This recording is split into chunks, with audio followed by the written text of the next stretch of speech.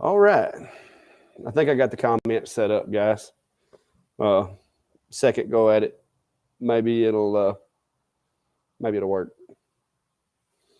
All right, y'all go ahead and drop me a couple of comments in there and say hey or something so I'll know whether or not this comment section is working like it's supposed to. Because right now it's showing no comments, guys.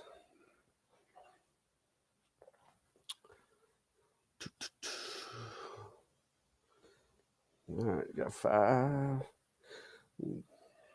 Hey, how's the audio? I'm on a different computer, so I had to reset everything. I had a little bit of problems out of my camera too. Hello there, B. Perry. Is audio working okay, guys? Hey, Roberts. Sweet. Vietnam era patriot. Thank you, sir. Hello, how are you? While we waiting on everybody to get here, guys, I know y'all talk about my redneck heater, but I ordered some new Fahrenheit temperature gauges for the Monport, and I ordered a 4-pack of them, so I got an extra temperature gauge. But check that out, it's like 30 something outside, and I got some scrap wood going over there, and got it up to 66.5 in here, so that's just right with the hoodie. It's actually a little hot on my face because the heater's over there. But let me make sure I'm not missing anything. Howdy from Burleson. I'm gonna mess that up. Burleson, Texas. How you doing there, RMGF? Daryl, Jim Stevens. Well, let me scroll. It won't let me scroll. So I hope I didn't miss anybody. All right, guys. Well, not a whole lot been going on here this week. Just trying to get caught up. Of course, y'all know I've got all these machines over here, and I did a video. I don't know if you can see that thing over there in the refrigerator. It looks like or in the corner, it looks like a refrigerator. That's actually an enclosure that I did a review on today. I'm gonna try to get that video out hopefully sometime tonight. But that thing's huge. I actually let me see if I can figure out how to do this. I actually got inside the darn thing, so it's big enough that I can fit inside it. Hello there, RMGF, Missouri. I heard it's cold up in Missouri right now. That's what somebody was saying on Facebook. But yeah, I got the air assist straightened out on the Monport so far this past week, guys. I have officially moved the Otor into my secondary enclosure for now. I still like the Comgrow, but they sent me this camera to try out, and it's got it to where it won't fit in my enclosure until I take the camera off of it. So I'm doing some testing with that camera. Once I decide whether or not I want to keep the thing, then I'll put it back in the enclosure. But I think Steve over at Ventari's workshop, I think he's got one of those cameras too that he's doing a video on. North Central Iowa. Well, hello there, Iowa. I hope it's warmer up there than it is here right now. We done got a little cold snap. Steve over there done sent some of that cold weather from up in Minnesota down here, I believe. But pick up a heater for your K40. I don't need a heater for it. With the cold weather like it is, it's staying the antifreeze temperature staying around 54 degrees Fahrenheit. But I had to get me some Fahrenheit ones because I'm not good with Celsius. So I swapped these guys out and took the Celsius ones that were in the Monport, took them out, and I've got them laying around here somewhere. But I had to put a little something I was familiar with in there. Yeah, Ventari, there's not very many people that's going to be in here that you're not north of unless they're in Canada, right? Henry Signs, hello from Bloomington, Indiana. Hello there, Henry. Suffolk, Virginia. All right, guys, while we're sitting here, I want to show y'all, since nobody's got any questions, I want to show y'all this this camera that I just got through putting on my Comgrow there. And I got to get it out of this refrigerator. Hang on, let me turn this camera around where y'all can see what I got going on over here.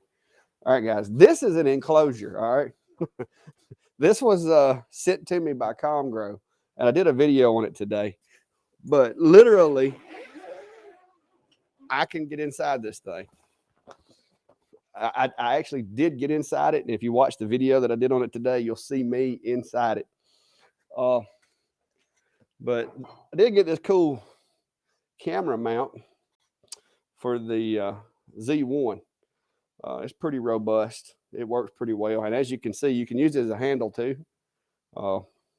But the camera actually works pretty well. I think this is actually the same camera module that I use in my enclosures. But since I put this on there, it doesn't want to go in my enclosure anymore. So for right now, it's going to be until I get through testing this camera. But that is a massive enclosure. So if any of you want a massive enclosure, I have found one that is massive. So, whew, 32 degrees right now. Kurt, I think it's, hang on, let me see. Siri, what's the temperature outside?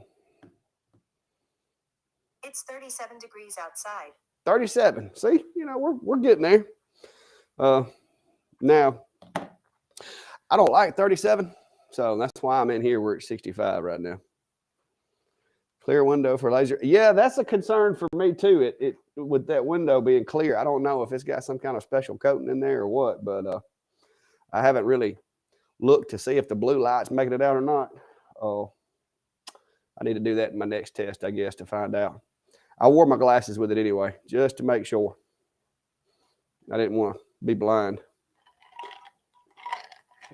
But that's the bulk of what I've been up to here. It lets all the light through. Okay. Steve says it does let all the light through. So apparently that's not laser safe. I think, guys, the initial intentions with this enclosure maybe was for a 3D printer. I think the laser engraver was kind of an afterthought, but I wore my glasses with it just to be sure. I actually left the door open most of the time.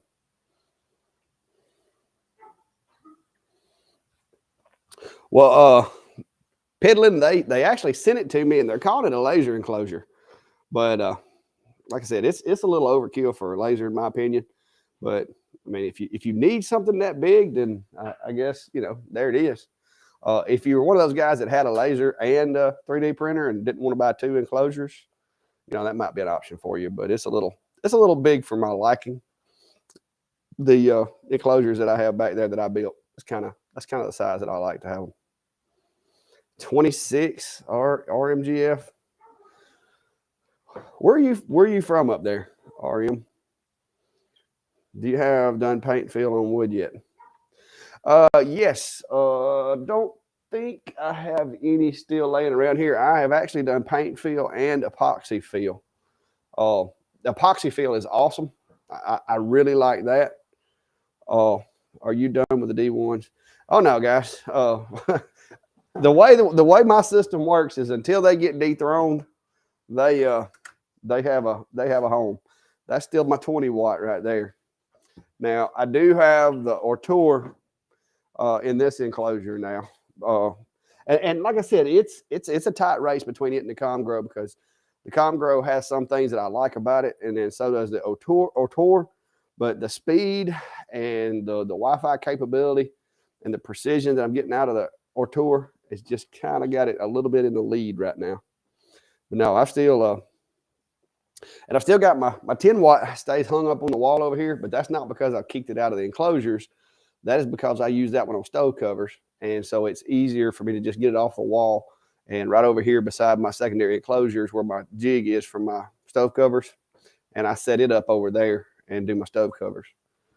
So, but yeah, I still got both of my D1s. I got the Pro 20 watt and just a standard 10 that I've had for over a year now, which everybody complains that, you know, they break or whatever. I've had that thing for over a year and it's still making money. So, and does a really good job. Now I expect for it to break any day, because I mean, it's got some miles on it. But near Buffalo, New York, where we have 6 feet of snow. Now there, REM, you can keep that snow stuff. If we get a half inch of snow around here, they cancel school, all government buildings shut down. They basically declare a disaster zone and you can't drive on the highways. And that's a 1/2 inch. You guys got 6 foot and you're probably still going to work up there. I built my enclosure before I knew about using a camera. Now I don't have the height. No, don't rebuild your enclosure. If you're happy with your enclosure the way it is, if you'll go to my channel and look at my videos, I have found a fisheye camera that I use in my portable clack shack. And it's only got like a foot of clearance and it works great. Matter of fact, if you notice right here on that enclosure, that little box that you see right there, I actually took the camera that I had put in there because I got a dud. I ordered the exact same camera that I had in this enclosure and put it in that one, and it didn't perform the same, and it was always blurry. And so I wound up putting a fisheye camera in that one. And I will say that the fisheye is the way to go. Even at that height, it still does a really good job. I thought with it being so tall that it might be a problem, but no, that one, if you go to my channel when you get a chance and just look for search keyword fisheye, and there's several videos in there about those fisheye cameras.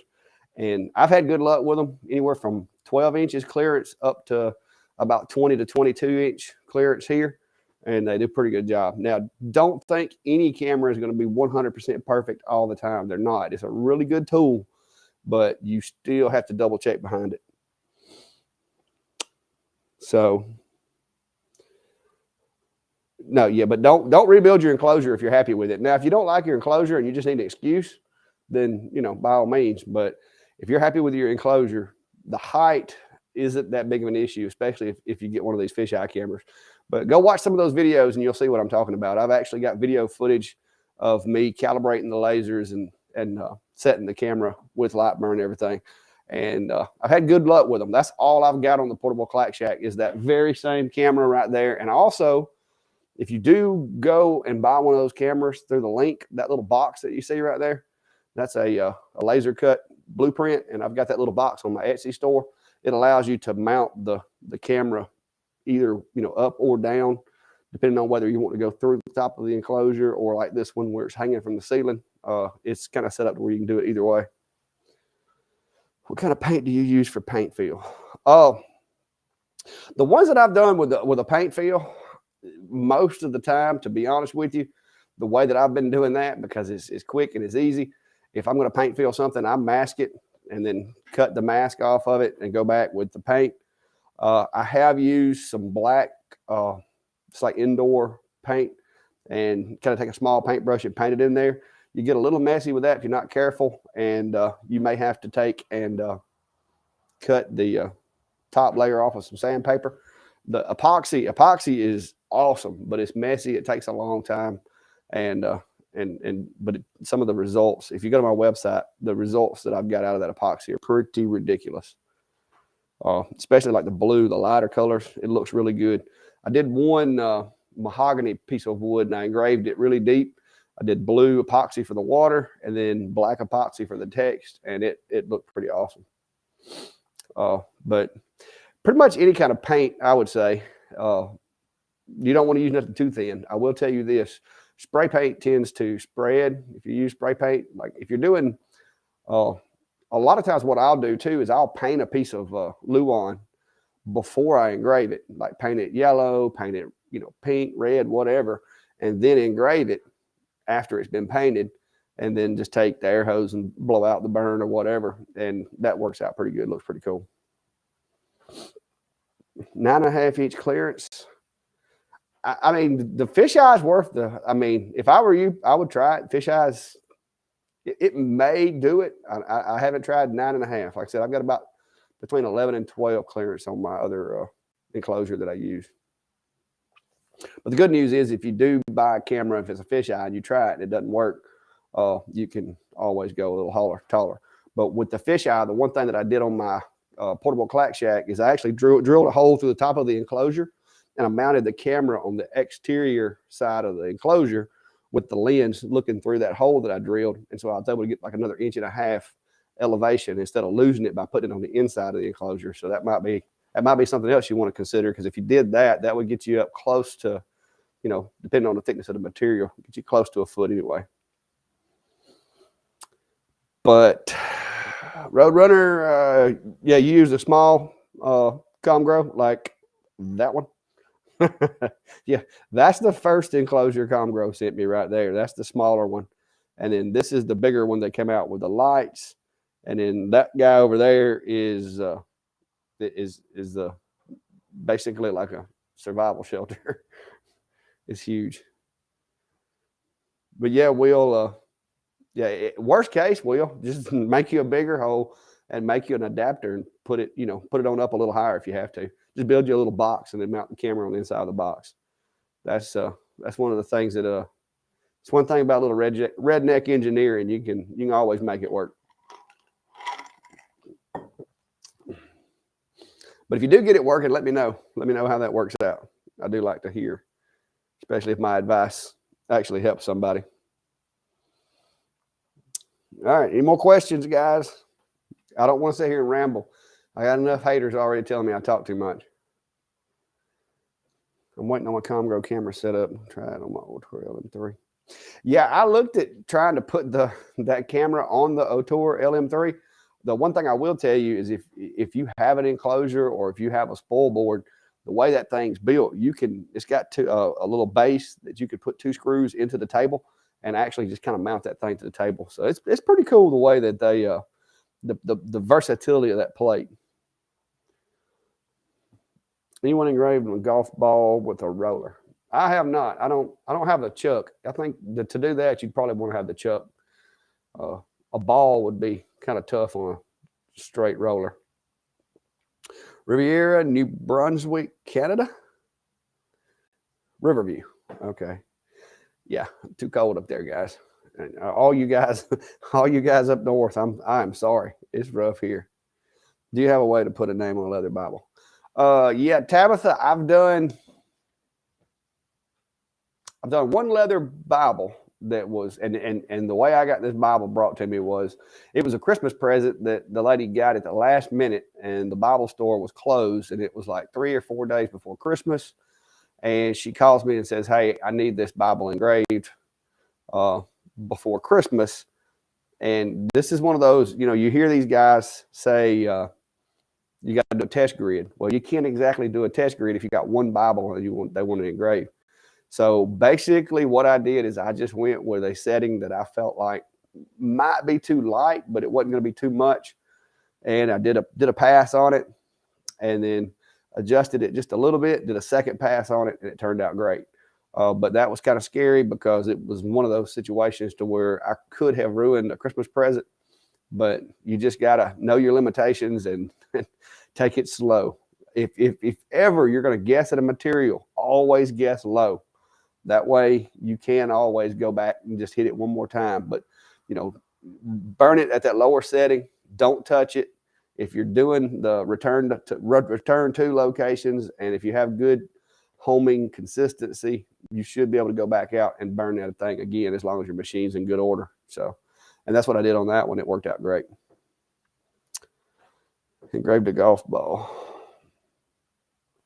That is it. Yes, but I have not a wide engrave. But yeah, leather Bibles you can do, but like I said, my recommendation, just be easy with the settings. And make sure it's actually either real leather or it's the laser made leather. That helps too. Some of that stuff, it burns weird. It'll change colors on you and everything else. Buffalo, New York. I've seen your leather hat patch videos. Brim. Never done the brim of a hat. That is an idea though. I've seen some folks do t-shirts and it'll discolor it, but I would imagine it'd be kind of similar to canvas with the way that it burns, but I'd almost be afraid that it would cut completely through the thread. That would be one of those that you just have to get an old hat and just burn a grid on, I think. But that is a cool idea though. If you try it and it works, let me know. I'll try to replicate it. All right. Yeah, I've done some canvas. I've done some leather. I bought some imitation leather stuff and tried it. Now the stuff was probably highly toxic but I tried it with the vacuum table, and it burns like gold almost, which was cool, but it had an awful smell, worse than leather itself.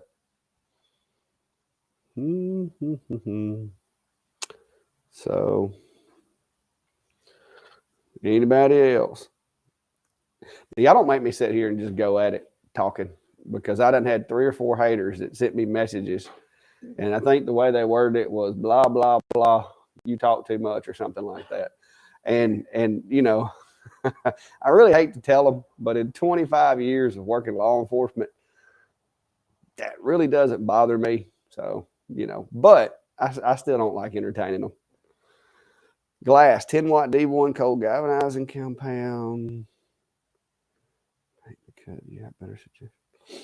Guys, I know everybody says that it's too expensive, but let me grab something and show you.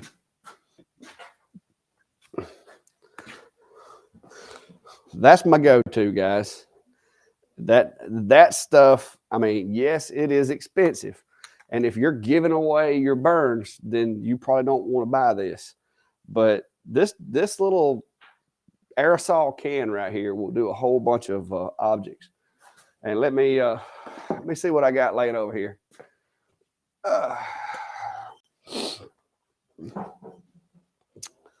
See if I can stick a rag in it or something so you can see it. That's the Clack Shack jar. We'll just call it a jar. It had a couple of bugs in it where it's been sitting on the shelf. But that is Surmart right there. And the stuff, it works. I mean, you can do the other, but I don't like using these sprays and stuff like that and then having to work so hard at it. I guess maybe I'm just lazy, but literally all it takes is like just maybe a 2-second burst of the spray to cover that much of the jar. And if you use it only to the area that you're going to engrave, that can last forever. That's only the 3rd can of it that I've bought, and I've done a bunch of these. Done glass. I've got some glass over there. I used picture frames and stuff like that. The stuff works good. Small screen. What is it? Oh yeah, Eloy. I don't. They don't faze me. I'm gonna be honest with you. Like I said, doing what I've did for the past 25 years, a little bit of people telling me I talk too much really doesn't bother me. And I agree. Sometimes I do talk too much. So, there's that. CO2, no painting for glass. Yeah, I mean, you can get a frosting on glass and not paint or engrave anything. Let me see. Hang on, let me find a test piece. I got one somewhere.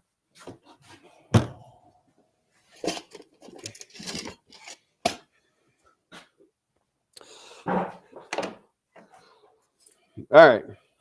So you can get like etched. Ooh, hang on, let me get a rag. Everything in this shop is dusty, guys, and has cat tracks on it. So you can get an engrave on glass. There's it's a frosted burn, and that was done with a 10-watt. And all I did with this is just paint it, and then I come in and etched it, and you can get that frosting. But if you want it to be like really dark or really black, then like I said, my suggestion is a spray. Mirrors, those are pretty easy to do, especially with the 10-watt. I haven't done any glass with the CO2 yet. I need to do that. I need to see how deep it'll go.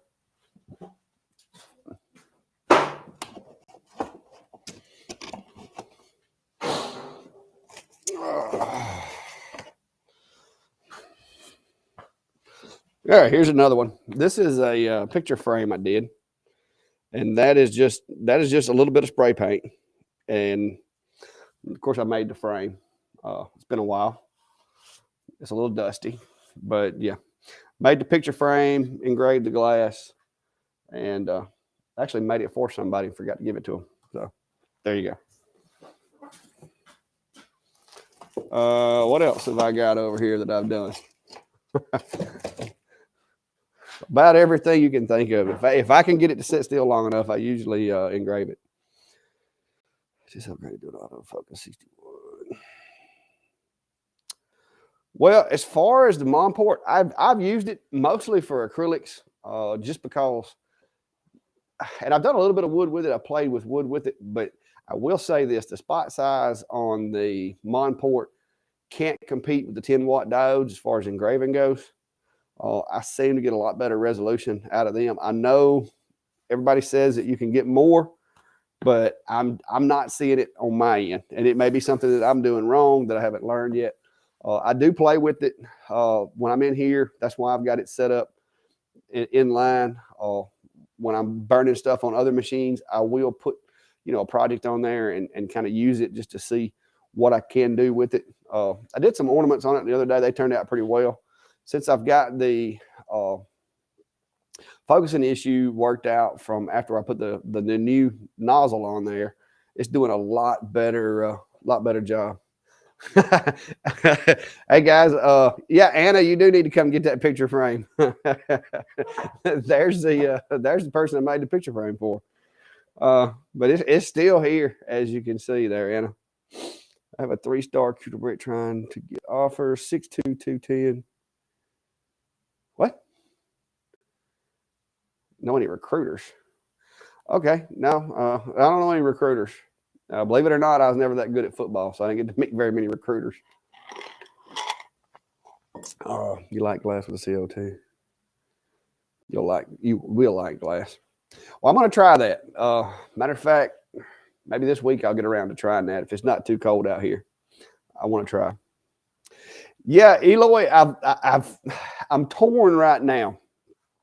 I have actually found a few parts, and I'm thinking about trying to kind of Frankenstein myself an automatic bed that'll lift up and down automatically. The problem I'm running into is I've got to take and strip this thing down and see exactly how much room I've got to work with in there before I can kind of get that spec'd out. I also have a couple of buddies that, they do machine work, stuff like that. And so I thought about trying to get one of them to kind of assist me on that, because they can take on their CNC machine and cut the metal out and make the thing in no time. All right, Mr. Vaughn, the further I get away from the home position, I must have missed part of that. Less likely I am to get correct positioning, less likely the same cutting power. No, if you're having issues with it, like I'm guessing you're saying that it doesn't want to hit the same line, or maybe your focus is getting out. You said you're losing cutting power. Same cutting power is near the home position. Now, mine's very consistent. What you may want to try to do is just go on to take you a piece of cardboard or a piece of wood and put in your workspace. Draw a square line, set it to run. Maybe you said what power would you say you're running? 20 watt. If you're running a 20 watt, be careful with cardboard, but just run you a faint line, just enough that you can see it on your material, and set that line to run about 5 passes. If your machine is not consistently marking the same spot on all 5 passes, my first thing to check would be either belt tension or the timing linkage that connects the 2 sides of the belt. Because what can happen is either the machine, if the belts aren't synced up, it kind of gets the machine a little twisted when it's trying to move, and it'll cause slight variations, and that can cause you not to hit the same cut. The only other thing I could think of to where moving across the workspace might cause cut problems would be to make sure that your cutting surface, like your honeycomb or whatever, is completely level. Make sure you're not going out of focus, from one side to the other. So you want to make sure that everywhere your laser head goes is the same distance from the work bed, because if your work bed is tilted, then your laser is going to be out of focus as it moves across. So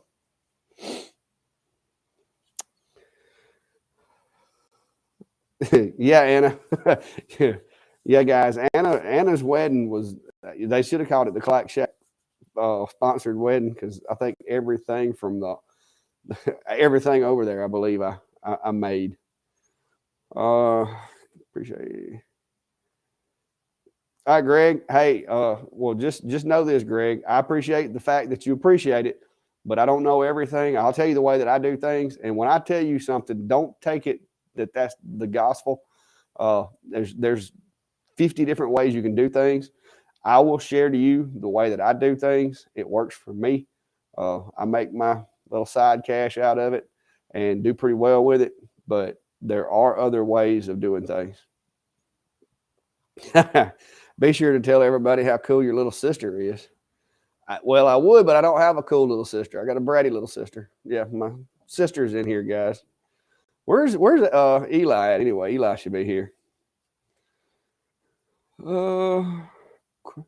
He is the best. I had to get my best friend's grooming knives done. My laser shut down. Oh, hey, Courtney.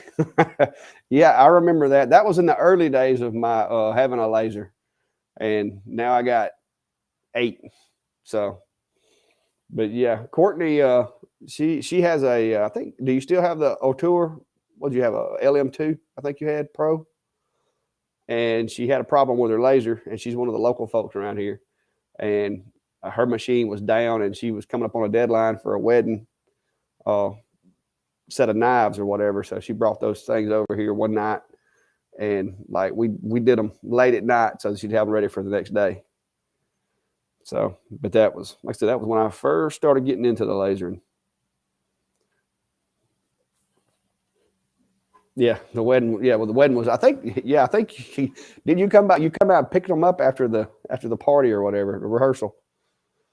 4.5 millimeter birch is warping. Now for Friday night. Hey, Billy. Yeah, Billy, I appreciate it. I didn't recognize the last name, and I can't see like the little icons, the little faces on here sometime. But yeah, Billy came down and hung out with me at the was at the holiday kickoff. Got to meet lots of folks and help me answer some questions for everybody. So, can you do silicone bands? Yeah, Courtney, you can do silicone bands. There's a little bit of a process to do that, but yeah, you can. I haven't done any, but I've seen videos and pretty much any material. I have learned that pretty much any material can be laser engraved as long as it'll melt or burn. You just got to play with the settings. Hey, Eli, how are y'all? All right, guys, there's my co-star Eli there. That's my nephew. He's going when he gets a little older where he can drive, he's going to drive down here and help me out at the Clack Shack. His mom won't let him come right now.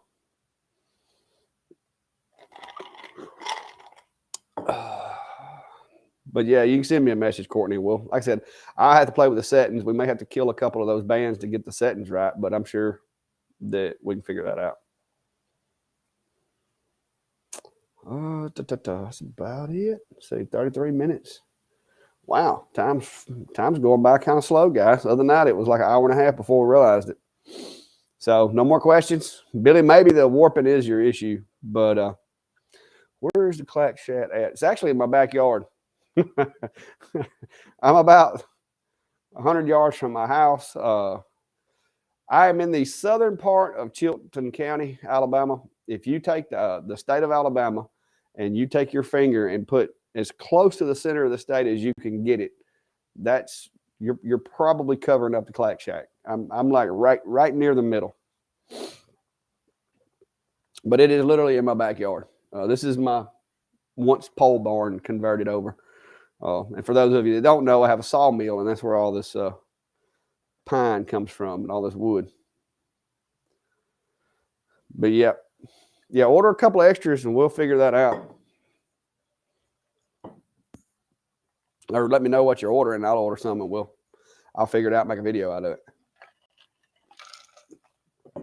Yeah, I got 2 glasses, guys. I don't know if you've noticed, but I drink out of this one. That's because this one's empty. And that's right. That's a 10 watt. And that's just a black. I think this is a Magellan. Yeah, this is a black Magellan from Academy Sports. And this was actually a oops. This was a plain tumbler that I was doing some testing on, and I messed it all up. And so I sanded it down with some really fine sandpaper, like 2000 grit.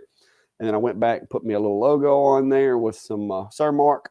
And I have been drinking out of this thing now for about a year.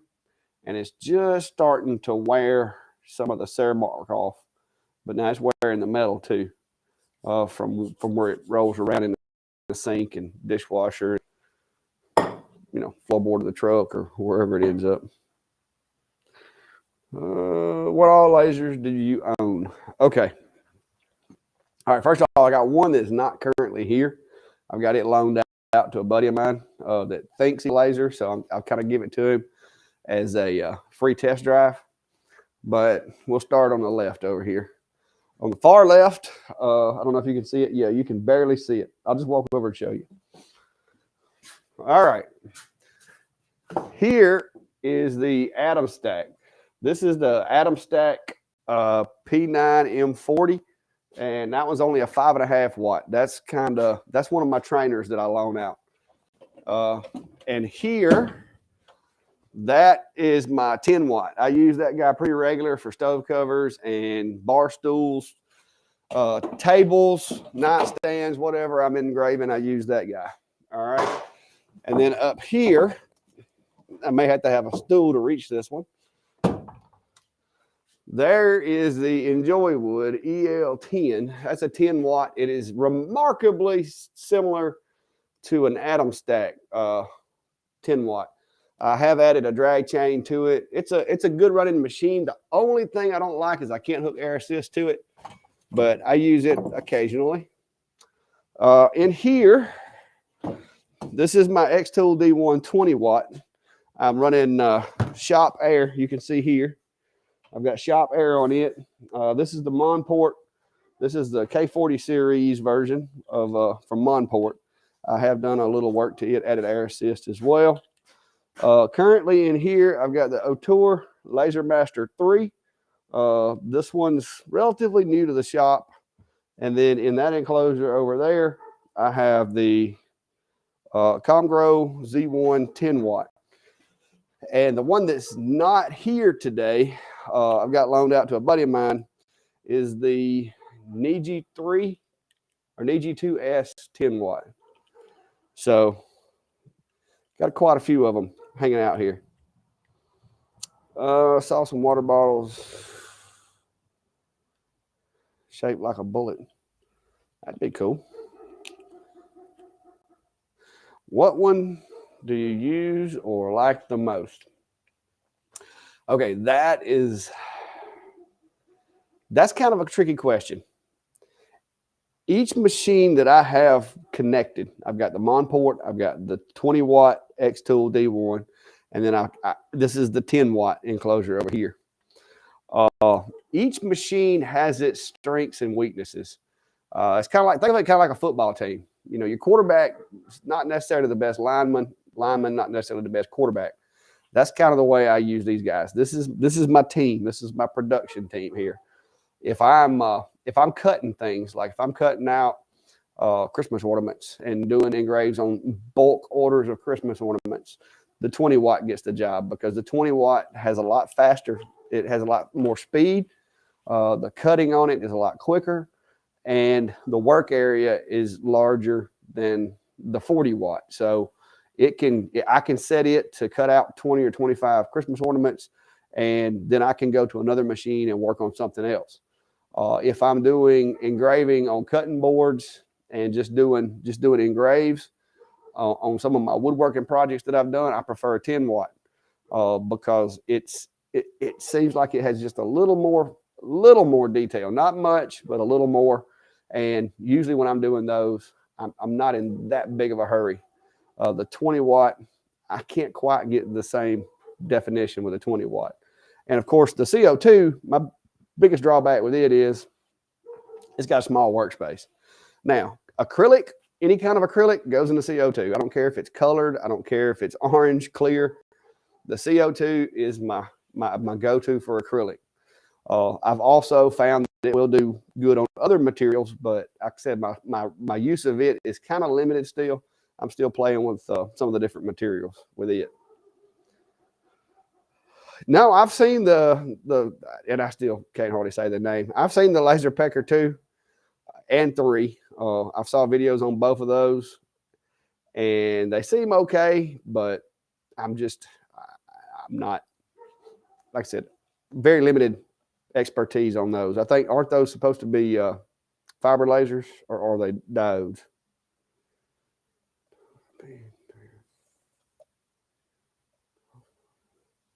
Yeah, I hadn't played with any of them. Now, like I said, if somebody wants to send me one to try out, I'd be glad to, but I've never did that. Xtool said they were going to send me that new module that they got, the IR module, but they never did. So I've just been rocking the diodes.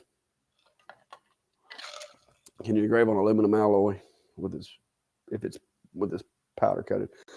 Yes, aluminum, as long as aluminum is either anodized, powder coated, or painted, or whatever. Now, the only thing you're going to do to it is basically knock the coating off and expose the aluminum. Stand by.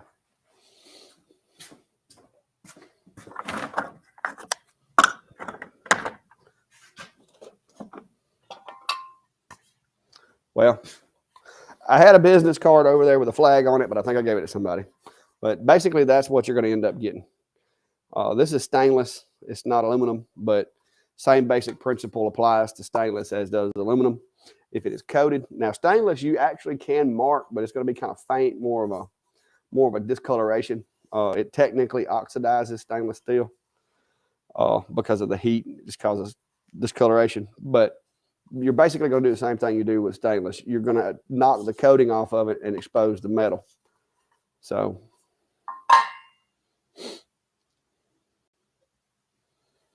a whiskey bottle. Well, Will, just a little side note here. Don't forget and do like I did. I did a glass bottle once. I think it was a whiskey or a wine glass. Don't mark the back side of it because the laser will penetrate through it. And if you're not careful, you'll end up with like a mirror image on the other side. Life lesson. Learn that one. Yeah, well, guys, yeah, I've got painter's tape by the dozen right here. All right. Now, I will tell you, this stuff will mess up your engrave if it's anything that's got any kind of texture to it. You will be able to see, especially if two pieces of this stuff are overlapping, it'll show through your engrave. I have used it. It's a pain to get out of the cut. It's, to me, if I'm doing wood, rather than mask it, I would rather do the burn, and I grab this guy. It's so much easier. It's quicker. I don't have a problem with it. This, if you get these little pieces of blue stuff down in the burn, when you're engraving and they get in that burn, you're sitting there with a toothpick for hours trying to get this stuff out.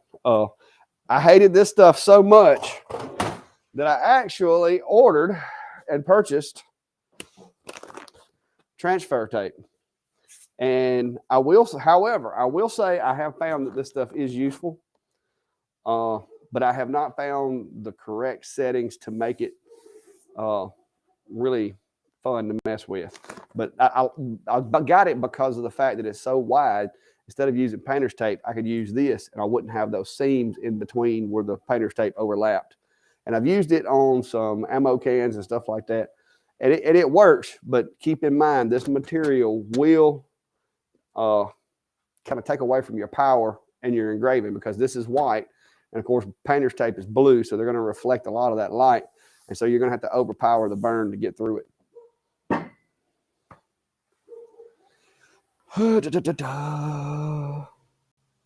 Gunny stuff will crack or mess up the lens.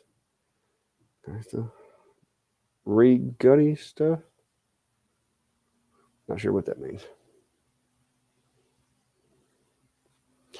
But I haven't had any problems with the lens. I know everybody's saying lens. I clean mine, but my Xtool D1, I promise you, that 10 watt has done more work than the majority of people's lasers will do in a lifetime. My friend May saw to that because she's ordered like 350 bandits and Christmas ornaments and everything else. And that thing has hours and hours and hours of cutting under its belt and no problem so far. Well, hello there, Eloy. And hello, Christine. All right, guys, 45 minutes. Got about another 15 minutes or so before we call it quits. If anybody's got anything else that's been on your mind or question about or just, want an opinion on.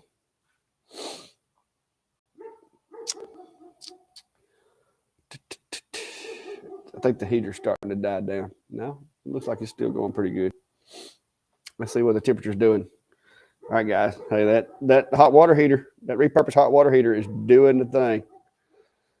Yeah, well, you say that, Eloy. I told May the other day when I was at her open house, I haven't built it yet, but I'm going to make a box for her to put some stuff in up at her shop. And it's going to say May didn't make it, Clack did. Because, all of the ornaments and stuff I made has May made it on them. And I'm like, no, she didn't. Clack did. So I'm going to make a box to put them in that says May didn't make it, Clack did. Or like maybe take May made it and then like write a line through it and then correct it and put Clack made it. But yeah, I messed with her about that the other day. Now she did come up with the idea on the Ink Bandits, so that was her idea. I just kind of brought it to life for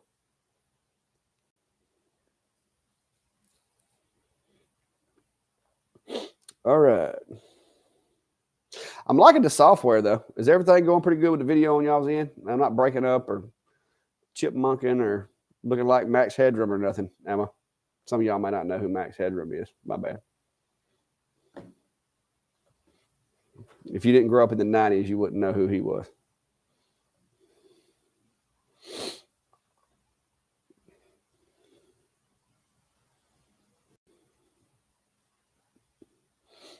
Okay, cool. Just running the GoPro off of my. This is actually my laptop from inside the house. I left my other one set up in there. Facebook is no bueno. What's wrong with the Facebook? Huh. I shouldn't have any issues. I've got pretty severe out here in the shack. Believe it or not, guys, I've got more internet out here in the shack than I do my office at work. Maybe it's just an issue with it.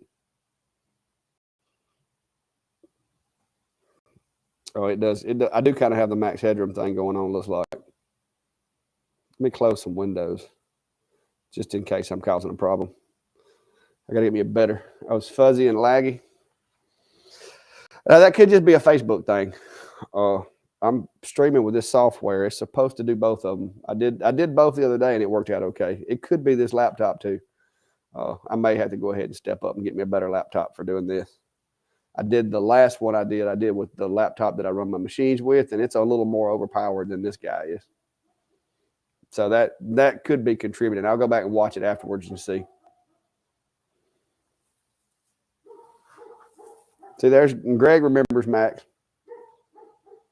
Just backwards. Is the video really backwards? No, it's not backwards. No, that's on the right, and this is on the left. Okay.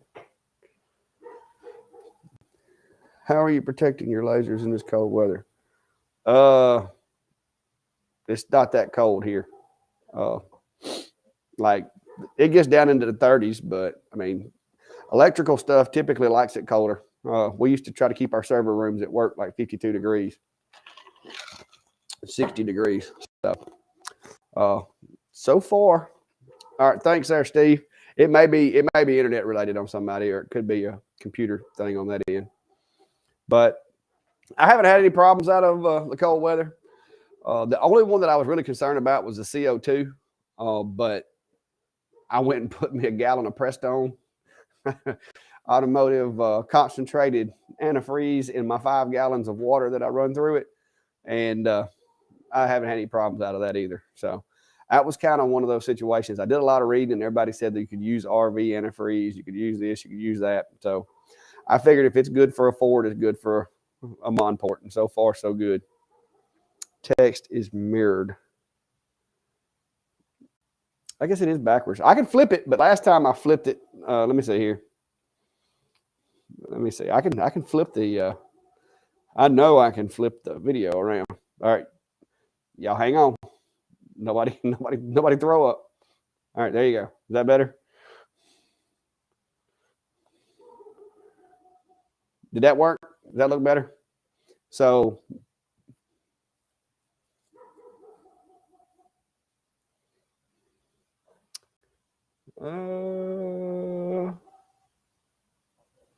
Okay, is that the way it needs to be? Everybody show of hands. Is that right? I can read the flag on my end behind me. So is that? Let me see. Okay, yeah.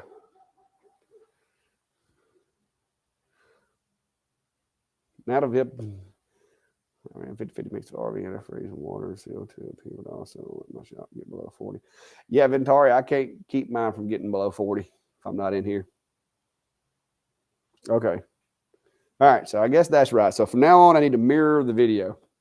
So now we know. Yeah, I flipped it. I flipped it horizontal, but I was trying to. Some of the guys were saying they couldn't read the text, and there's a flag on the wall right there. You should be able to read the text. Let's see if you can read this. Yep. Okay. It's backwards on that end, isn't it? No, I don't know. This software had it mirrored for some reason. All right. Everybody says it's right now. So let me make sure. Let me look at that setting and make a mental note here. So video, okay. Why did it default to flipped? Okay, so it actually was on mirrored. All right. I haven't had any problems with the laser lenses, and I think I know what you're talking about, Bob.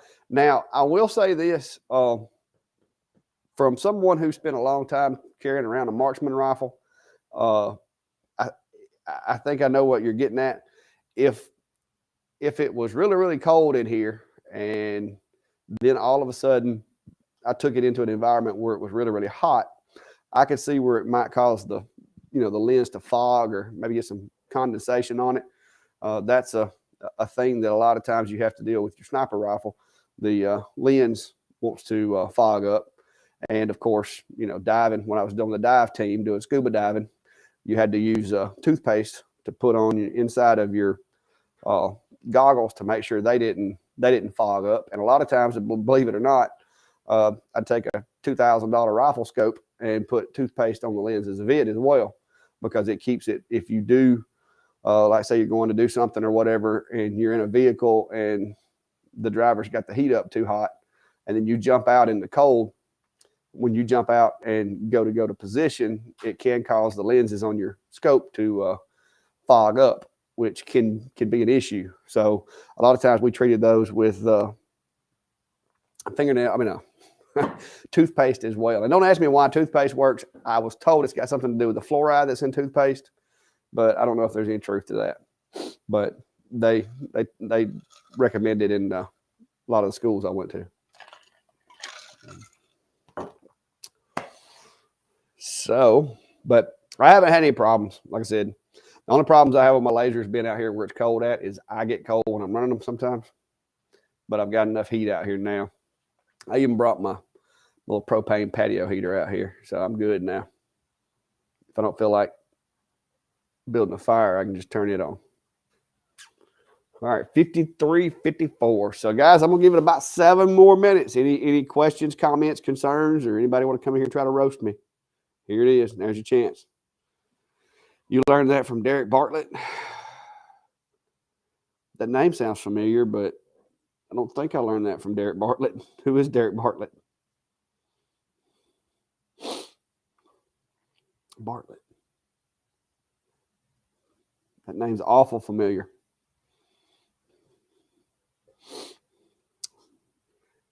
Derek Bartlett. Yeah, that name rings a bell, but I'm not sure. Oh no, that's why I recognize the name probably. But no, a lot of the other schools, and like I said, diving was the biggest one. Was going to dive school. Coach shop also concerned about cracking the lens. Now, Bob, like I said, I don't see that being an issue with it causing a crack. Like I said, unless you had some condensation or something on there. No, I never got to go to Sniper Craft back in the day. I went to all kinds of schools all over Alabama, but they never would let me go that far out. We trained with the FBI folks, usually around Tuscaloosa and Birmingham, places like that. But that was something I wanted to do. But like I said, when I was able, I didn't have the opportunity, and I wouldn't want to put myself through it now. Are you getting a rotary chuck? I would like to have one, but I'm just having a hard time with that price point. So I'm having to talk myself into it. If I get a job that requires it, that would kind of offset me buying it, then I probably would. But right now, if I buy it, it's just going to be to play with, and that's quite a bit of money for just a rotary that typically I'm only going to be doing rolling pins, tumblers, and stuff like that, wine glasses. I don't know that I've got to have the chuck, but I really, really want one.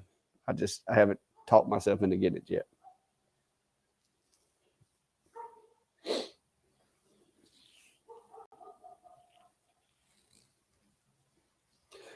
Well, yes, sir, Mr. Wheel there. Anytime, stop by. Like I said, next time we have an event, hopefully it'll be warmer then. But you can come to Clanton, hang out. Maybe I'll be available to walk around next time instead of stuck running the laser. 3D printing a chuck. Yeah, the 3D printing a chuck, that could be interesting. I thought about trying to engineer one. Y'all wouldn't want to see it. It would be made out of wood. Y'all wouldn't like it. Make the chuck add on for the extra. Not that I'm aware of there, Stone. You got to get the RA, they call it RA2. It's basically the second version of their roller. The one I've got is the original rotary. I've got it right here. This is my original X-Tool rotary, and it looks nothing like the other one. I don't think they sell an add-on for it. I've got that one. And then I also have the ComGrow. And I'm almost about to push the button on the Otura rotary, I think, to go with the LM3 over here, because I've got some rolling pins I got to do for a friend, and these two guys that I've got won't do rolling pins because the way that they built them, the material between the rollers sticks up too high. So I've got to get me one that kind of comes up and has the room to do them. It uses the same base. Yes, I don't think it's the same. Ventari would know more about that than I do, because I think he's got all the different rotary tools. He's got like a whole room full of rotaries over there, I think. Brand new, never been out of the box.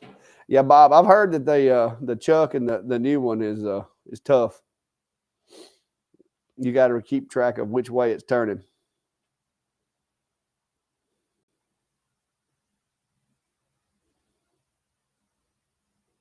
Ain't like we're a larger piece for the ComGrow to spread the rollers further apart. Yeah, the ComGrow one, they kind of didn't give you a whole lot of adjustment on that one. Well, I'm not really happy with the width of it. Let's see what 5847. Connie Lake wanted to know which wood you would have been using for those ornaments you just made. That would be 1/4-inch Luan, guys. Like I said, I know people talk trash about this stuff. I know they do. But this is 1/4-inch Luan. Now, occasionally you get this, guys. Occasionally you're going to get a knot like that, and it's no bueno. I pay $22 a sheet for a 4x8 sheet of this. I rip it into 16 by 16s. By the time I rip it into a 16 by 16, each one of these 16 by 16s cost me $1.40. If I make just like with that one, that's 1, 2, 3, 4, 5, 6. That's 6 ornaments. That's $30.